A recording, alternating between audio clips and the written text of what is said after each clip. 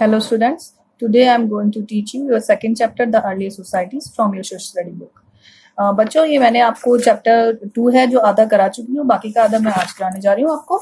और ये मैं इसको ज़्यादा ब्रीफ नहीं करूंगी क्योंकि ज़्यादा ब्रीफ करूंगी तो काफ़ी लंबा चैप्टर और काफ़ी लंबा हो जाएगा, तो मैं आपको इसको थोड़ा शॉर्ट में करके और अच्छी तरह समझाऊंगी। ठीक है बच्चों। The shaft of the spear was made from wood. भाले का शाफ्ट लकड़ी से बनाया गया था। The bark was stripped and then the piece of wood straightened if necessary. छाल छीनने की और फिर लकड़ी के टुकड़े को यदि आवश्यक हो तो सीधा किया गया। To cut down on the number of lost और broken spear shafts, early people made the shaft in 2 pieces. खोए हुए या टूटे हुए भाले शाफ्ट की संख्या में कटौती करने के लिए शुरुआती में लोगों ने शाफ्ट को 2 टुकड़ों में बनाया। The spear point was attached to a short piece of wood, the foreshaft which was then fitted into a longer shaft. भाले की नोक वाले हिस्से को लकड़ी के छोटे टुकड़े से जोड़ा गया। This two-piece construction allowed the spear point was attached to a short piece of wood, the foreshaft, which was then fitted into longer shaft. भाले की नोक वाले हिस्से को लकड़ी के छोटे टुकड़ों में जोड़ा गया। इस तैयार शाफ्ट को बड़े शाफ्ट में फिट किया गया। This two-piece construction allowed the main shaft to fall off after the point was stuck in the animal. इस 2 टुकड़े के निर्माण ने मुख्य शाफ्ट को पशु में नोक में फंस जाने के बाद गिरने की अनुमति दी। In this way, the shaft didn't get lost or broken if the animal was. This two-piece construction allowed the main shaft to fall off after the point was stuck in the animal. In this way, the shaft didn't get lost or broken if the animal was still able to run from the hunter. इस 2 टुकड़े के निर्माण ने मुख्य shaft को पशु में नोक के फंस जाने के बाद गिरने की अनुमति दी। इस तरह से शाफ्ट ना तो गुम होती थी ना टूटती, यदि पशु अभी भी शिकार से दूर भागने में सक्षम था। मतलब कि अगर मान लो शिकारी ने शिकार किया, किसी जानवर को मारा उस भाले से, तो अगर वो भाला उसमें फंस जाता था और पशु क्या होता था, भले ही वो आगे भाग जाता था लेकिन वो आगे जाके गिर जाता था। इस तरह वो उसका शिकार कर लेते थे। The various phases of stone age. पाषाण युग के बहुत से चरण। स्टोन एज कंसिस्ट ऑफ 3 सब पीरियड्स। जो पाषाण युग था वो 3 भागों में बांटा गया था। ओल्ड स्टोन एज यानी कि पूरा पाषाण काल, इसको पैलेलिथिक पीरियड भी बोलते थे। मिडिल स्टोन एज यानी कि मध्य पाषाण काल, इसको मेसोलिथिक पीरियड भी बोलते थे। न्यू स्टोन एज मतलब कि नव पाषाण काल, और इसको न्यूलिथिक पीरियड भी बोलते थे। पैलेलिथिक एज पूरा पाषाण युग। द ओल्ड स्टोन एज और द पैलेलिथिक पीरियड रफली begin around 5 lakh BCE and ended around 10,000 BCE। जो पूरा पाषाण काल था वो लगभग कब शुरू हुआ? आपका 5 लाख BCE में शुरू हुआ और कब खत्म हुआ? 10,000 BCE में वो खत्म हुआ। The period is further subdivided into 3 phases according to the type of stone tools and changes in climate। ये जो पीरियड था ये क्या था? ये अलग अलग फेसेस में डिवाइड था। किसके आधार पर? स्टोन टूल्स के, मतलब कि पत्थरों के औजार पर और क्लाइमेट के चेंज होने के आधार पर। These phases are, वो फेजेस कौन से थे? अर्ली स्टोन एज यानी कि प्रारंभिक पूरा पाषाण युग, और उसको हम क्या बोलते हैं? लोअर पैथोलॉजिक एज बोलते हैं। मिडिल ओल्ड स्टोन एज यानी कि मध्य पूरा पाषाण युग, या फिर मिडिल पैलेलिथिक एज भी बोलते हैं। अपर ओल्ड स्टोन एज यानी कि ऊपरी पुरातन पाषाण काल, इसको हम अपर पैलेलिथिक एज ही बोलते हैं। लोअर पैलेलिथिक एज, ठीक है बच्चों, यानी कि पूरा पाषाण युग। During this period, many parts of the earth were covered with ice, and the climate was severely cold. Geologists call this cold period the Ice Age or Paleocene period. इस काल में क्या होता था बच्चों कि धरती का ज्यादातर जो भाग था वो बर्फ से ढका रहता था, और क्लाइमेट कैसा होता था? जो क्लाइमेट मौसम होता था वो ठंडा होता था। तो जियोलॉजिस्ट ने इस काल का क्या नाम दिया? इस काल का नाम दिया गया आइस एज। ये कोल्ड पीरियड था तो इस काल का नाम दिया गया आइस एज या फिर pleistocene period. The commonest stone tools of this period are the hand axes. इस अवधि में सबसे सामान्य पत्थर उपकरण हाथ की कुल्हाड़ियां हैं, ठीक है। These axes were mainly used for chopping trees and animals. ये कुल्हाड़ियां किस काम में आती थी? ट्रीज को चॉप करने में और एनिमल्स को मारने में। Hence these tools are also called choppers. इसको हम क्या बोलते थे? चॉपर्स बोलते थे। In India, many such tools have been discovered in the valley of River Sone in Punjab। Bharat में ये कहाँ पे पाई गई? ये भारत में पाई गई वैली ऑफ द रिवर सोन इन पंजाब। पंजाब में घाटी है कौन सी? रिवर सोन की। वहां पे पाई गई। On the bank of river Narmada, और नर्मदा है मध्य प्रदेश में, ये नर्मदा नदी के किनारे पाई गई। Robert Bruce Foote's first discovery at Pallavaram was a hand axe of the lower Palaeolithic period. Robert Bruce Foote जिन्होंने खोज करी पहले, वो कहाँ करी? पालावरम में करी, जहां हाथ से बनी हुई उनको क्या मिली? कुल्हाड़ी मिली, जो कि लोअर पैलेथिक पीरियड की थी। Similar tools have been found in western Asia, Europe and Africa too. इसी तरह के टूल्स औजार उनको कहाँ मिले? वेस्टर्न एशिया में मिले, यूरोप में मिले और अफ्रीका में भी मिले। Middle Palaeolithic age, the principal middle Palaeolithic age यानी कि मध्य पाषाण युग। The principal tools of this age are the various types of scrapers and borers made of stone flakes. ये जो युग था ये किस पर आधारित था? ये था कुल्हाड़ी पर, ड्रिल्स पर। बोरर्स यानी कि जो आपको भेदते हैं, मतलब आपको नहीं, किसी चीज को भेदने में। मेड ऑफ स्टोन फ्लेक्स, और पत्थर के गुच्छों पे आधारित था। Such tools have been reported from many places including the Son Valley in Punjab and the bank of Narmada in मध्य प्रदेश। इस तरह के टूल्स कहाँ पाए गए? ये सोन वैली यानी कि सोन घाटी पे पंजाब में पाए गए, और नर्मदा नदी के किनारे जो कि मध्य प्रदेश में है वहां पाए गए। अपर पैलेथिक एज यानी कि ऊपरी पूरा पाषाण युग। The upper Palaeolithic age almost coincided with the final phase of the ice age। जो ऊपरी पाषाण पूरा पाषाण युग था, युग लगभग पूरा पाषाण युग लगभग हिम युग के अंतिम चरण के साथ मेल खाता था। The climate now become comparatively warmer, लेकिन जो यहाँ का क्लाइमेट था वो उससे थोड़ा सा गर्म था। The characteristic tools of this period are blades and burins. इस पीरियड्स में कौन से औजार पाए गए? ब्लेड्स पाए गए, खोदनी पाई गई। खोदनी यानी कि जिससे हम खोदते हैं कोई चीज, जिससे खोदा जाता है कुछ। Such tools have been found in Bhopal in Madhya Pradesh. इस तरह के टूल्स कहाँ पाए गए? भोपाल में पाए गए, मध्य प्रदेश के भोपाल में पाए गए। एंड द छोटा नागपुर प्लेट्यू इन झारखंड, और कहाँ पाए गए? झारखंड के छोटा नागपुर प्लेट्यू पर।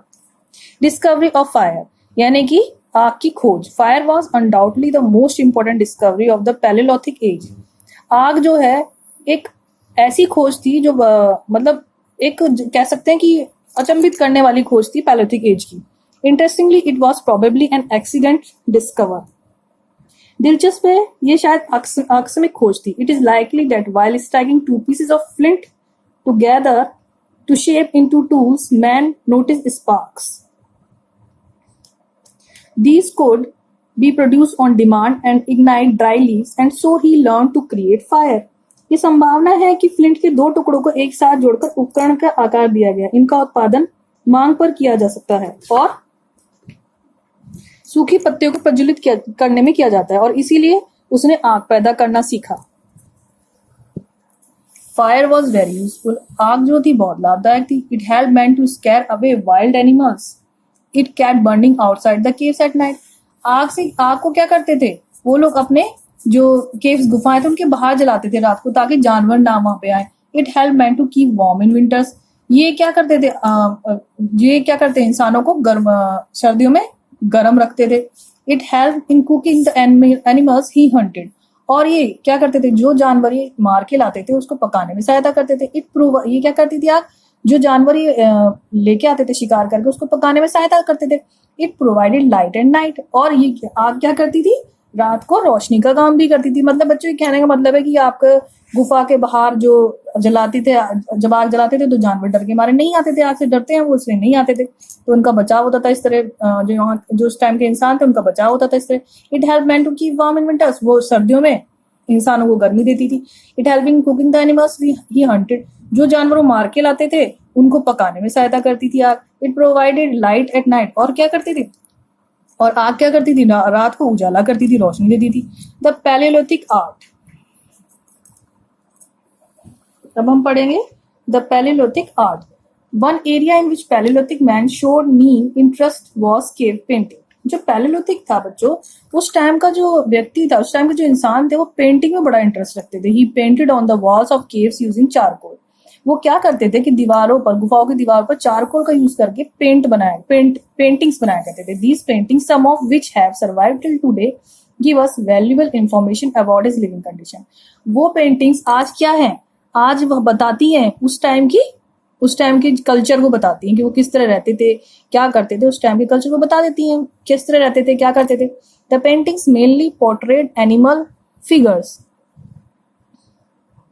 और जो पेंटिंग्स थी उसमें क्या थे, जानवरों की आकृतियां चित्रित की गई थी। It is possible that early man believe no the art of writing painting was the best way in which they could communicate their feeling and emotions. इससे इससे हमें ये पता चलता है बच्चों कि उस समय का जो इंसान था वो राइटिंग करता मतलब लिखता था, पेंटिंग करता था और अपनी भावनाओं को, अपने विचारों को उससे दर्शाता था। Thus art was born in the period. अब उस पीरियड की सबसे अच्छी कला है। Cave painting belong to the palaeolithic age have been discovered in the Bhimbetka cave in Madhya Pradesh. जो गुफाओं की पेंटिंग है वो पैलेलिथिक एज से संबंधित है और ये हमें कहाँ मिली, मध्य प्रदेश के भीमकेता गुफा में मिली। Case study the Deccan. अब हम डेक्कन के बारे में केस स्टडी करेंगे। अब डेक्कन के बारे में केस स्टडी करेंगे। As said earlier, palaeolithic sites have been discovered at many places in northern India as well as the southern India. जैसा कि कहा जाता है कि पैलेलिथिक साइट्स जो थी वो कहाँ से मिली, कहाँ से उनकी खोज हुई, नॉर्दर्न इंडिया से और साउदर्न इंडिया से भी हुई। In fact the Deccan being the oldest geological formation in India contains the earliest races mankind which are believed to have migrated from Africa long ago। वास्तव में डेक्कन भारत में सबसे पुराना भूवैज्ञानिक गठन है जिसने मानव जाति के शुरुआती निशान शामिल हैं, जिनके बारे में माना जाता है कि वो अफ्रीका से बहुत पहले चले गए थे। There are reason to believe that early man in India originated in South India for the peninsular plateau enjoyed favorable climate condition at that time and offered congenial living condition as well as food। यही कारण है जिसे विश्वास करा जाता है कि जो पुराने इंसान थे उन्होंने इंडिया और साउथ इंडिया उन्होंने प्रायद्वीप पठार पे रहना पसंद किया क्योंकि वहाँ का क्लाइमेट बहुत अच्छा था, वहाँ के क्लाइमेट की कंडीशन बहुत अच्छी थी। And offered congenial living condition as well as food, और वहाँ के अनुकूल परिस्थितियां यानी कि खाने का मिलना, उनका रहने के लिए जो चीजें चाहिए होती, रहने के लिए जो चीजें होती उनका मिलना बहुत आसान था। The sites belonging to the early stone age in the Deccan include Narsinghpur in the Narmada valley in central India, जो कि साइट बिलोंगिंग है अर्ली स्टोन एज डेक्कन, वो कहाँ से है, नरसिंहपुर नर्मदा वैली के पास से है, central India. Nevasa in the bank of river Parvara, a tribute of the Godavari in Maharashtra, Gidolar and Kamardi in Andhra Pradesh. Jalali is situated on the bank of the Kaveri River in Karnataka, and several places like Andamuraj, Atrimapakkam, Manajankaran, etc. near Madras, modern Chennai, etc. ये सारे बच्चों place जगह हैं जहां से ये संबंधित है, डेक्कन प्लेस संबंधित है। All these places abound in different kinds of stone tools including crude hand axes, cleavers, scrapers, choppers, point, burin, borer, flax blade, etc. इन सभी जगहों से क्या क्या चीजें मिली, अलग अलग चीजें मिली, जैसे कि हाथ की बनी हुई कुल्हाड़ी मिली, बड़ा छुरा मिला, खोदनी मिली है, चॉपर्स मिले हैं, भाले मिले हैं और जी खोदनी मिली हुई है, और बोरर आपके ड्रिल्स मैंने बताया वो मिले हैं, फ्लेक्स मिले हैं, ब्लेड्स के टुकड़े मिले हैं, ऐसी आदि कई चीजें मिली हैं। Nevasa is a typical site of Middle Paleolithic age. It was a popular habitation of the Paleolithic man. Nevasa मध्य पुरापाषाण युग का एक विशिष्ट स्थल है। ये पुरापाषाण मानव का एक लोकप्रिय निवास स्थान था। In the upper Paleolithic age, tools became a bit more refined. In the upper Paleolithic age, tools become a bit more refined. A major development in the age was the use of bone tools, of which ornamental sticks, fishing harpoons, pointed spears, etc. are worth maintaining. अच्छा बच्चों, ऊपरी पुरातन पाषाण काल में क्या था, कई तरह के हमें टूल्स देखने को मिले जो कि एक मेजर डेवलपमेंट जिनका होके जो तक नए तरह से बने हुए थे। वो किससे बने हुए थे, वो हड्डियों से बने हुए औजार थे, जिसमें क्या थी, ऑर्नामेंटल स्टिक्स थी यानी कि सजावटी छड़ियां थी, मछली पकड़ने का हारपून था, और जी एक इंगित भाला था, पॉइंटेड यानी कि नोकदार भाला आदि थे। और ये उस टाइम के टूल्स के बारे में बताते हैं। उस टाइम के टूल्स के बारे में बताते हैं।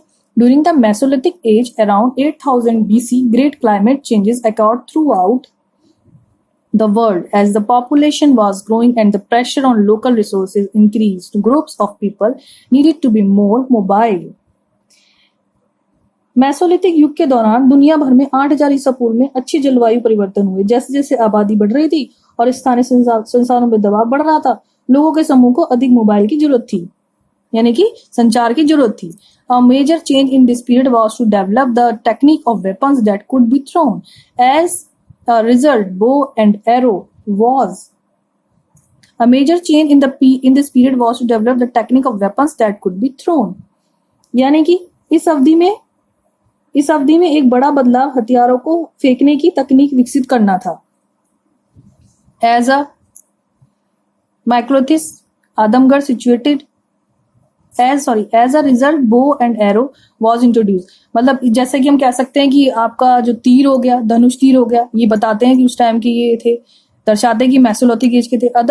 ये दर्शाते हैं कि ये मेसोलिथिक एज के थे जो धनुष और तीर थे। Other tools become smaller and more refined.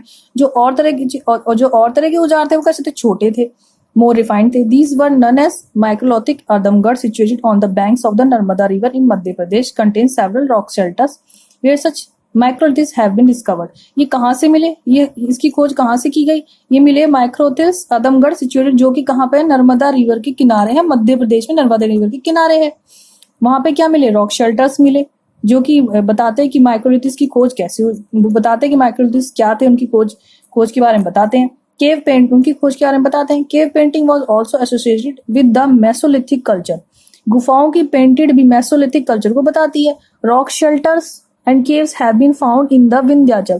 चट्टानों का आश्रय, यानी कि चट्टानों में रहना, और गुफाओं में ये विंध्याचल में मिले। जो चट्टानों के आश्रय थे, गुफाएं थी, कहाँ मिली? विंध्याचल में मिली। These caves abound in painting wherein scenes of hunting, dancing and activities of war etc. are depicted on the walls. इन गुफाओं में पेंटिंग्स बनी हुई हैं। उन पेंटिंग्स में कैसे सीन है? शिकार करते हुए, नाचते हुए, और युद्ध की एक्टिविटीज हैं। दीवारों पर युद्ध की एक्टिविटीज और डांस करना, शिकार करना, ये सब वहाँ दीवारों पर चित्रित हैं। ठीक है बच्चों, ये चैप्टर कंप्लीट हो गया। आपको जो समझ में ना आए तो आप एक बार दोबारा पूछ सकते हैं। Thank you.